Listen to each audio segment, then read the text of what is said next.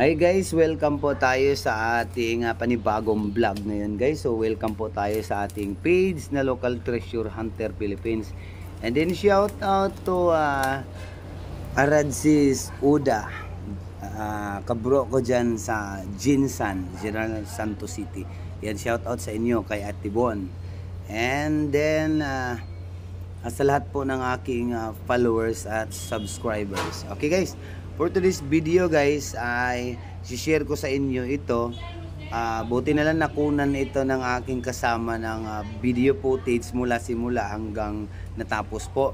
So nakunan niya na nag-detect ako gamit ang isang aura meter na mula sa atin guys sa LTSP group.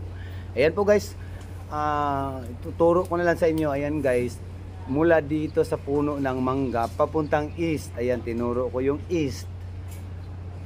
Ang turo po nitong ating aura meter, papuntang east 1 meter distance. Akala ko kasi guys nasa puno mismo o sa ilalim mismo ng punong mangga ang madidetect niya.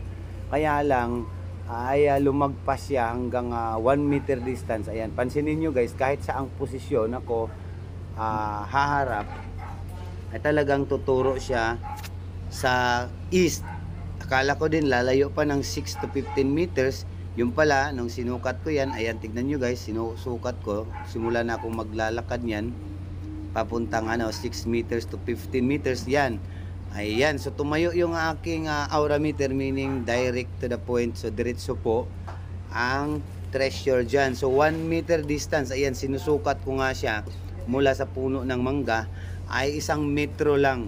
So talagang pag ganyan mga giveaways ay 1 meter distance lang galing po sa puno. Pag old mango po ito, pag old tree. Ito guys, sasabihin ko sa inyo yung history ng lupa dito guys. Itong old tree ay meron po